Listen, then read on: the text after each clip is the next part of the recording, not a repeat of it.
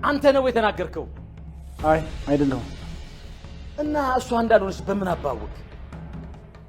እሷ ካልተነገረች አንተ ነው ማለት የተናገርከው? አንተ ከሃዲ፣ አንተ ላይ ነገርካት ማለት ነው።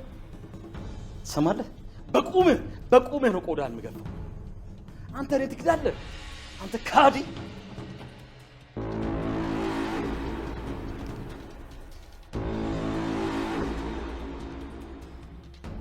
አለቃ ቃል ምን ቃል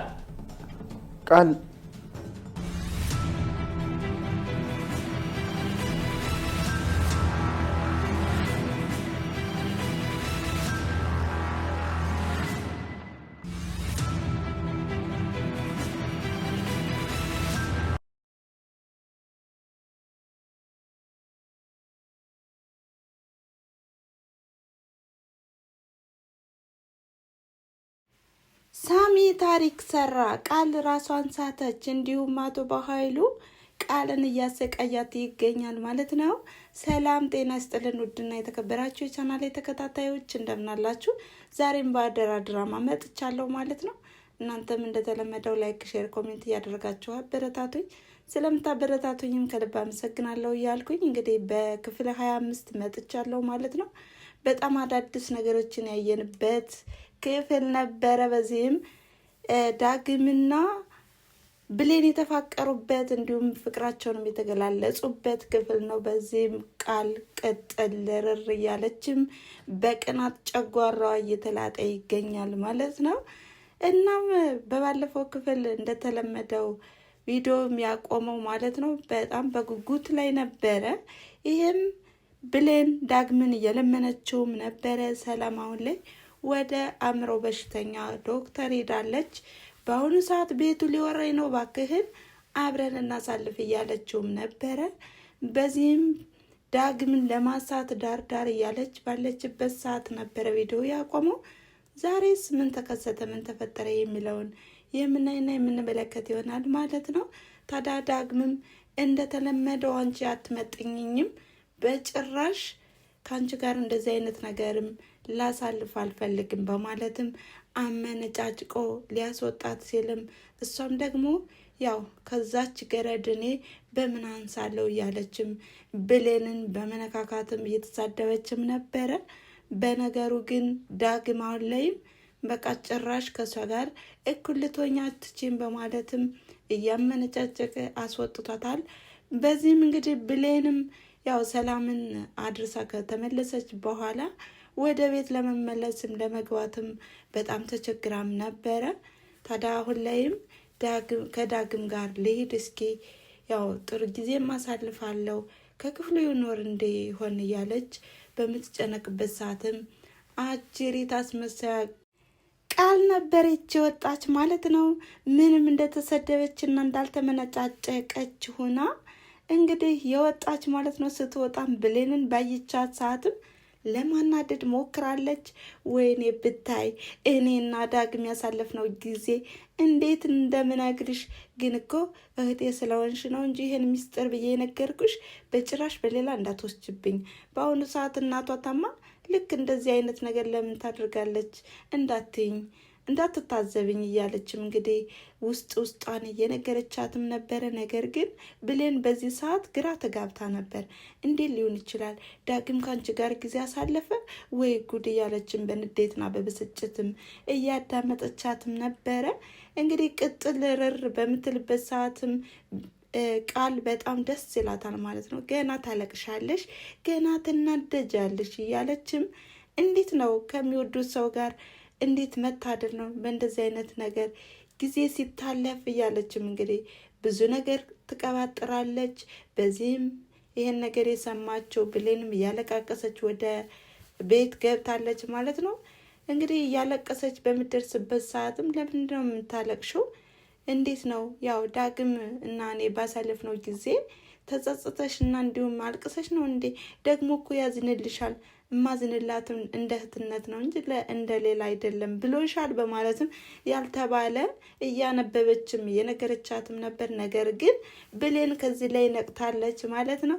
ወዲያውኑ ያው እንደነቀውብሽና እንዲሁም እያስመሰልሽ እንደሆነም ነቅቼብሻለሁ፣ አርፈሽ ተቀመጭ፣ ብዙ አትቀባጣጥሪ፣ እሱ ይሄን ሊያደርግ አይችልም፣ አንቺን ሊቀበልሽ አይችልም፣ እምቢ ብሎሻል አይደል ስትላትም እንግዲህ ቃልም ተናዳኔ ከማናንሽ ነው እምቢ የሚለኝ እሱ ማን ስለሆነ ነው በማለትም በጥፊ ነበር የደረገቻት። በዚህም እንግዲህ ፊቷን እያሻሸችም ወዲያውኑ ወደ ዳግም ክፍል ነበር የሄደችው። ዳግምንም እጁን እየጎተተች ወደ ሳሎን ነበረ ይዘው የመጣችው። ቃል ታዲያ በጣም ደንግጣም ነበረ። ወንድ ይዘሽ መምጣት ጀመርሽ እንዴ ስትልም ሶስታቸውም እንግዲህ ባሉበት ዳግም እንደሚወዳትና እንደሚያፈቅራት ፍርጥ አድርጎ ተናግሯል። በዚህም የተናደደችውና እንዲሁም የተበሳጨችው ቃል በቅናት ርር እያለች ነው ማለት ነው።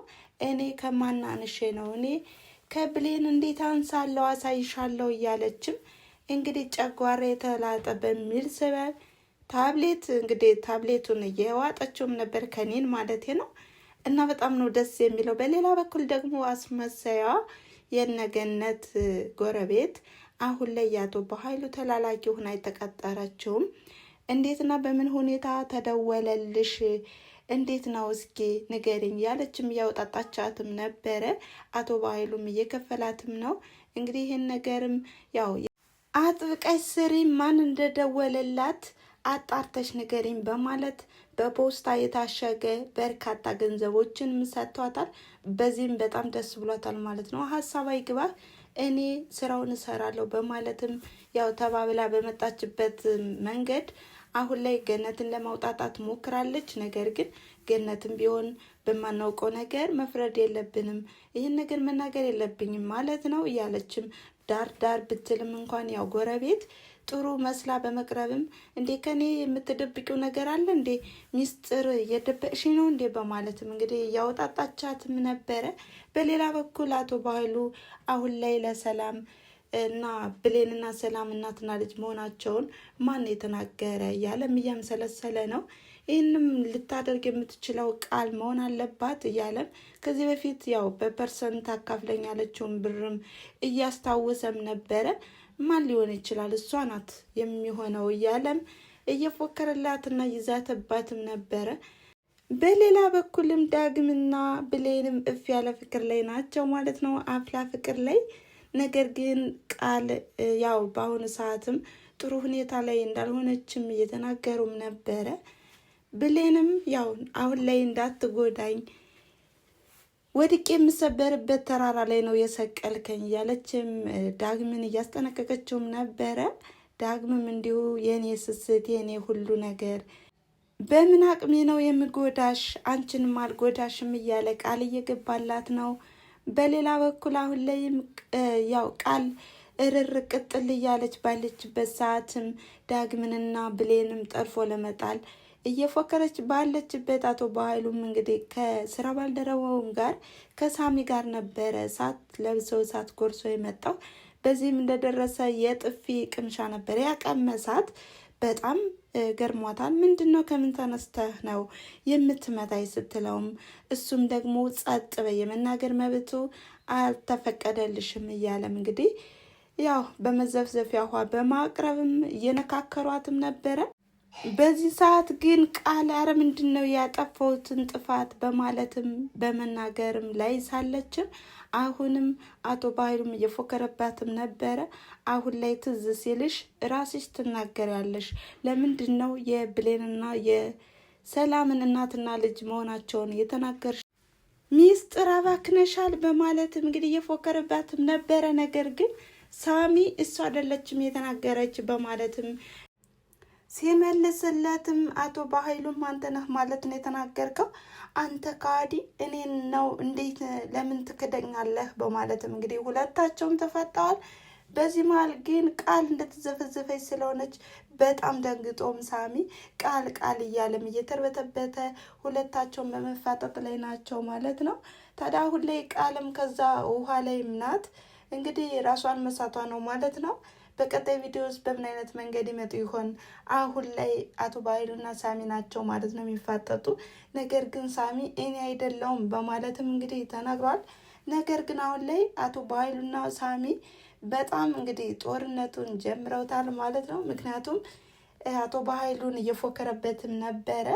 እንዲሁም ደግሞ ቃል የሰራችውን ስራም ጥሩ ባይሆንም በጣም እየተቀጣች ነው ማለት ነው። ነገር ግን አሳዝናኛለች። ምክንያቱም አሁን ላይ ባልሰራችው ስራ ነው እንግዲህ እንደዚህ እየተሰቃየች ያለችው ማለት ነው። እናንተ ሀሳብ አስተያየታችሁ ምን ይመስላል የሚለውን በኮሜንት መጻፊያ ላይ ጻፉ ማለት ነው። እናም ስለምታበረታቱኝና እንዲሁም አብራችሁ ስለቆያችሁ ከልብ አመሰግናለሁ በማለት ለዛሬ የነበረን ቆይታ ይሄን ይመስል ነበረ። በቀጣይ ቪዲዮ እስከምንገናኝ ድረስ መልካም ጊዜ። ቻው።